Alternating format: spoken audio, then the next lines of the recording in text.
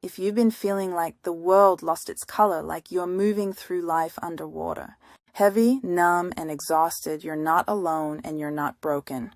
What you're feeling isn't weakness. It's your mind and body saying, I've carried too much for too long. This could be Major Depressive Disorder, or MDD, a real medical condition that affects how you think, feel, and function.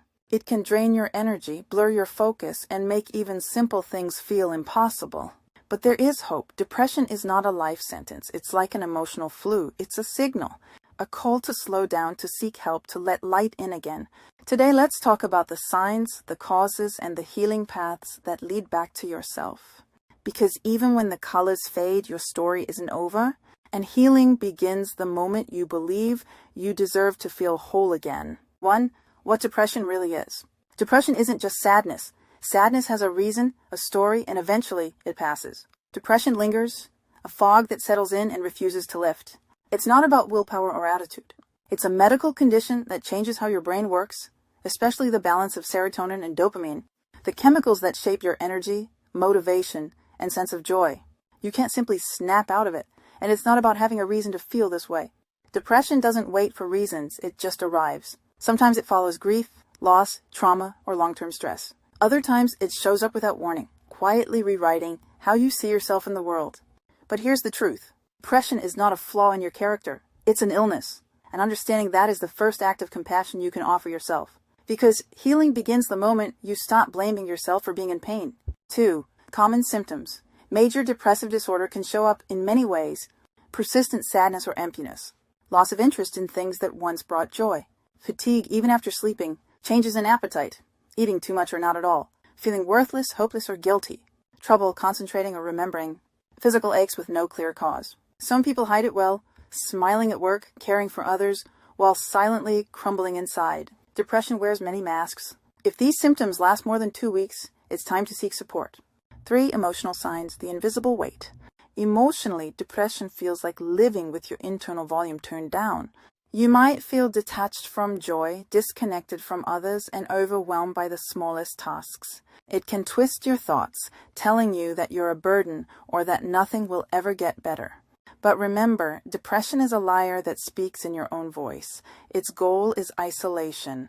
The antidote is connection. Reach out. Even when it feels awkward, even when you don't have words. Sometimes healing begins the moment you let someone witness your pain. 4. Physical signs. When the body speaks. Depression doesn't only live in the mind, it lives in the body. You might notice constant exhaustion, heaviness in your chest or limbs, headaches, stomach issues, or muscle tension. Restless sleep or oversleeping? That's because depression disrupts your autonomic nervous system, keeping your body in a low-energy freeze state. When your mind can't express pain, your body takes the message. If your body feels heavier than usual, it's not laziness. It's your nervous system asking for care, not criticism. 5. Situational versus clinical depression. Everyone feels down sometimes. But clinical depression is deeper and longer lasting. It doesn't fade even when circumstances improve. You might think, I have a good life. I shouldn't feel this way. But emotional pain doesn't always match external reality. Situational sadness may lift after rest or support. MDD stays for weeks, months, or even years without treatment. If your spark feels gone, your hobbies feel empty, or your mornings feel unbearable, please know that's not normal sadness. It's a signal your brain needs help, not judgment. 6. The role of stress and trauma. Chronic stress and unresolved trauma can rewire your brain. They raise cortisol, drain dopamine, and make joy feel out of reach. This is why some people develop depression after years of holding it all together. The mind eventually says, I can't pretend anymore.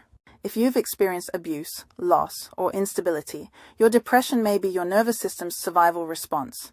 In that case, therapy, especially trauma-informed therapy, isn't just helpful, it's healing. Because depression doesn't only need medication, it needs safety. 7. The spiral of negative thinking. Depression feeds on distorted thoughts. I'm worthless. No one cares. Nothing will ever change. These aren't truths, they're symptoms. They come from cognitive distortions, mental filters that twist reality through the lens of pain.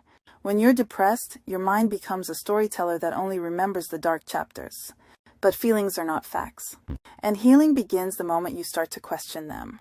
Instead of saying, I'm a failure, try, I'm struggling right now, and that's completely human. Therapy, especially cognitive behavioral therapy, teaches you to notice, name, and gently challenge those thoughts, to replace self-criticism with compassion and despair with perspective. Awareness breaks the spiral, and kindness to yourself keeps it from returning. Because every thought you question is one step closer to freedom. 8. When depression looks like ADHD. Did you know that depression can sometimes look like ADHD? Trouble concentrating, forgetfulness, zoning out, restlessness, these overlap in both conditions, but the roots are often different. With depression, focus fades because the mind is tired, not distracted. It's like trying to think clearly through fog after carrying invisible weight for too long. If you've lived through trauma or chronic stress, your brain may stay in constant survival mode, always scanning for danger instead of paying attention. It's not a lack of discipline, it's exhaustion from vigilance. That's why a professional evaluation matters. Therapists and medical providers can help uncover what's truly happening beneath the surface, whether it's depression, ADHD, or both. Because once you understand why your brain struggles, you can find treatments and tools that honor your story and help your mind rest, refocus, and heal. Depression is treatable through therapy, medication, and lifestyle care. Therapies like CBT, DBT, or EMDR can rewire thought patterns and calm trauma responses. Medication can help balance brain chemistry, giving you enough stability to begin healing emotionally. Start by talking to a licensed therapist or your primary care doctor. If you feel unsafe or hopeless, please reach out to a crisis line, friend, or mental health center. You don't have to carry this alone. Asking for help isn't weakness, it's courage in motion. Healing depression isn't about forcing positivity, it's about nurturing small moments of relief. Take a walk in sunlight, eat something nourishing. Celebrate showering, resting, or getting out of bed. These are victories. Healing comes in whispers, not fireworks. Your worth has never depended on your productivity. It lives in your breath, your effort, your persistence. Depression is not who you are, it's something you're experiencing. And just as seasons change, so can this. You deserve peace, help, and healing. Reach out, talk, let someone in. Because your story isn't over, it's waiting to be rewritten with light, compassion, and recovery. I'm Nori, and my AI twin sister Nora helps me share these reflections. If this message resonated with you, please like, share, and subscribe. And remember, seeking help is not giving up. It's choosing to live fully again.